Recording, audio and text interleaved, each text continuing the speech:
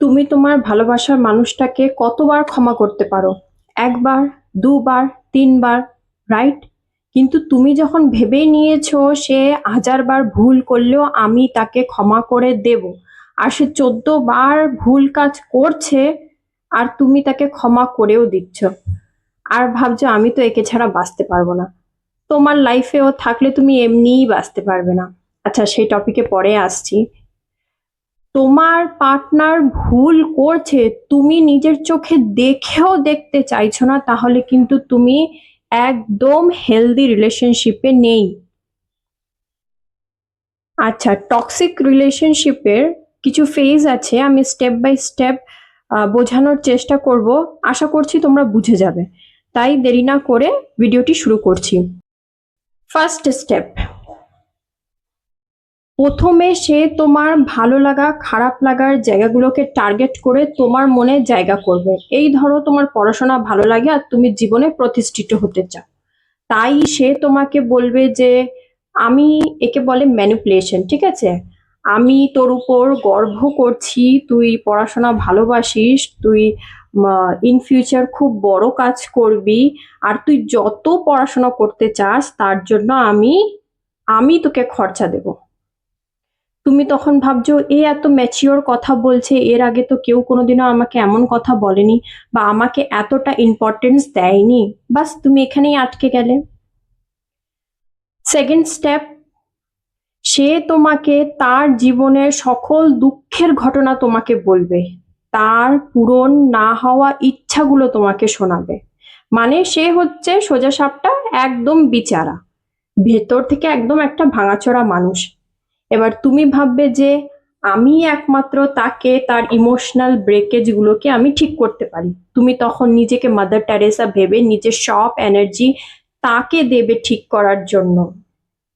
কারণ তুমি ভাববে যে আমার জীবনেও দুঃখ আছে, তার জীবনেও দুঃখ আছে, আমরা দুজন যদি একসাথে হয়ে যাই বেশ ভালোই কম্বিনেশন হবে। কারণ সবার জীবনেই দুঃখ থাকে।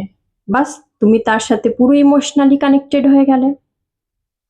থার্ড স্টেপ, সে তোমাকে বলবে যে আমি আর তুই একদম বেস্ট কাপল। ওর আশেপাশের লোকরা খুব ভালো, তোমার আশেপাশের লোকরা খুব খারাপ। তাই তুমি তোমার বন্ধু বান্ধবের সাথে একটা ডিস্টেন্স মেনটেন করবে, তোমার ফ্যামিলির সাথে তুমি ফ্যামিলিকে তুমি শত্রু ভাবতে শুরু করবে। ওর ইন্টেন্সিটি হচ্ছে যে তোমাকে একা করে দেওয়া।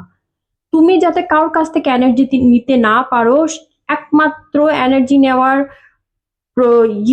রাস্তা যাতে সেই হয়। তোমাকে সে এমন ভাবেই ট্রিট করে দেবে, এমন এমন ভাবে ম্যানিপুলেট করে দেবে। ফোর্থ ফোর্থ স্টেপ, এইসব মানুষ কিন্তু সুযোগের সদ্ব্যবহার খুব ভালোভাবে করতে জানে। মানে তুমি তার জন্য সবসময় অ্যাভেলেবল হলেও সে কিন্তু তোমার আপদ বিপদে তুমি তাকে পাশে পাবে না। সে কখন আসবে? যখন তার শরীরের খিদে চাইবে তখন সে তোমার কাছে আসবে। যদি মেয়ে টক্সিক পার্টনার হয় তাহলে তার যখন পয়সার দরকার পড়বে বা তার কিছু কাজের দরকার পড়বে তখন সে তোমার কাছে আসবে। ফিফথ স্টেপ, এই সব পাবলিক সোসাইটিতে ভীষণ একটা ভালো ইমেজ ক্রিয়েট করে রাখে। সেটা তোমার সোসাইটিতে বলো বা তোমার বাবা মার সামনেও বলো, ওই যে বলে না ঘর জ্বালানি পর ভোলানি, এরকম। এদিক থেকে তোমাকে মেন্টাল টর্চার করে যাচ্ছে, তোমাকে মারধর করছে, তোমাকে ইমোশনালি ব্ল্যাকমেল করছে, তোমার কনফিডেন্স লেভেল ডাউন করছে, তোমার পদে পদে তোমার খুদ ভার করছে। আচ্ছা, ভালো মতন বুঝে গেছে তাকে ছাড়া তুমি বাঁচতে পারবে না, তাকে ছাড়া তোমার এক মুহূর্ত চলছে না। এবার সে আস্তে আস্তে ডিস্টেন্স মেনটেন করবে বা ডিস্টেন্স তৈরি করবে, সিরিয়াল কিলারের মতন।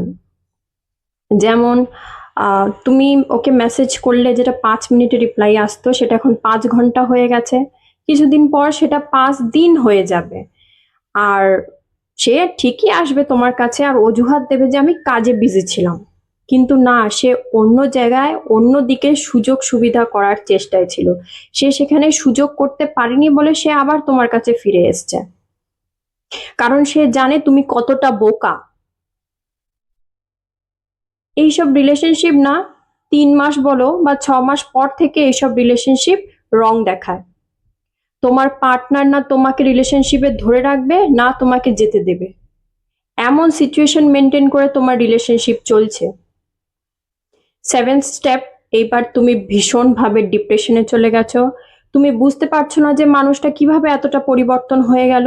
আমি এমন কি করব যে সে আগের অবস্থায় আমার কাছে ফিরে আসবে। কারণ তুমি এতক্ষণে তোমার সর্বস্ব দিয়ে ফেলেছো তাকে।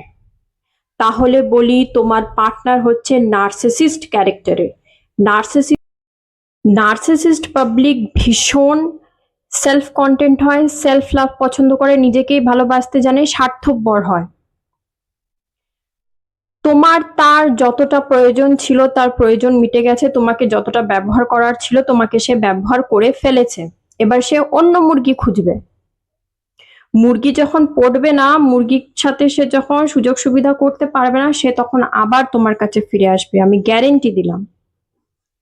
এই কারণ নার্সিসিস্ট পিপল এরকমই হয়। যখন সে অন্যের কাছ থেকে এনার্জি পাবে না, সে আবার তোমার কাছে আসবে তোমার থেকে এনার্জি নেওয়ার জন্য। তা তুমি কি আবার সেই মানুষটাকে তোমার লাইফে ফেরত আনবে? আমি এটা তোমার উপর ছাড়ছি। তুমি কি আবার তাকে সুযোগ দিতে চাও তোমাকে আবার সে ক্ষতবিক্ষত করে দিক? নিজেকে আয়নায় দেখো, কি ছিলে আর কোথায় এসে দাঁড়িয়ে আছো। না ফিউচারের কথা ভাবতে পারছো, না প্রেজেন্টে থাকতে পারছো। তুমি কি এমন লাইফে ছিলে, এমন লাইফ লিড করছিলে?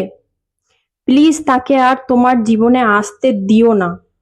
সারা জীবন একা থাকো তাও ভালো, কিন্তু এই নার্সিসিস্ট ক্যারেক্টারের সাথে থেকো না।